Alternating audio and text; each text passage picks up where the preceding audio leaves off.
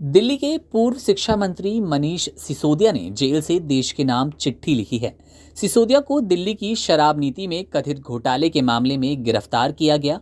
Tihar jail से लिखी चिट्ठी में सिसोदिया ने कहा कि पीएम का कम पढ़ा लिखा होना देश के लिए बेहद खतरनाक है। मनीष सिसोदिया ने कहा, मोदी जी विज्ञान की बातें नहीं समझते, वे शिक्षा का महत्व नहीं समझते। भारत की तरक्की के लिए कम पढ़ा लिखा पीएम होना बेहद निराशाजनक है।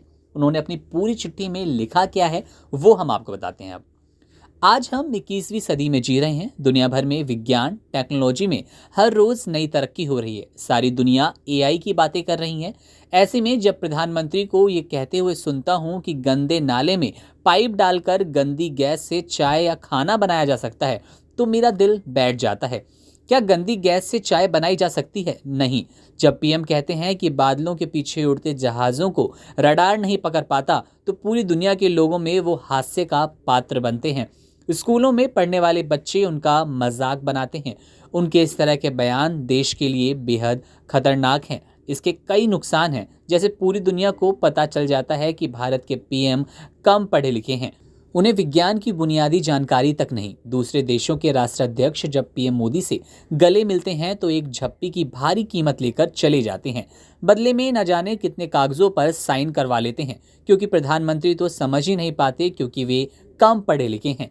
आज देश का युवा एस्पिरेशनल है, वो कुछ करना चाहता है, वो अवसर की तलाश में है, वो दुनिया जीतना चाहता है, साइंस और टेक्नोलॉजी के क्षेत्र में कमाल करना चाहता है। क्या कम पढ़ा लिखा पीएम आज युवाओं के सपनों को पूरा करने की क्षमता रखता है? हाल के सालों में देश भर में 60,000 स्कूल बंद कर दिए गए। क्यों?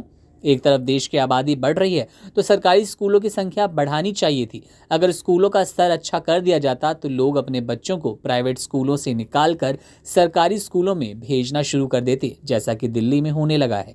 लेकिन देश भर में स्कूलों का बंद होना खतरे की घंटी है। इससे पता चलता है कि शिक्षा सरकार की प्राथमिकता नहीं। अगर हमने अपने बच्चों को अच्छी शिक्षा नहीं दी तो क्या भारत तरक्की कर सकता है? कभी नहीं। सिसोदिया ने आगे लिखा, मैंने पीएम मोदी का एक वीडियो देखा था। इसमें वे बड़े गर्व से कह रहे थे कि वे पढ़े लिखे नहीं हैं, केवल गांव के स्कूल तक ही उनकी शिक्षा हुई।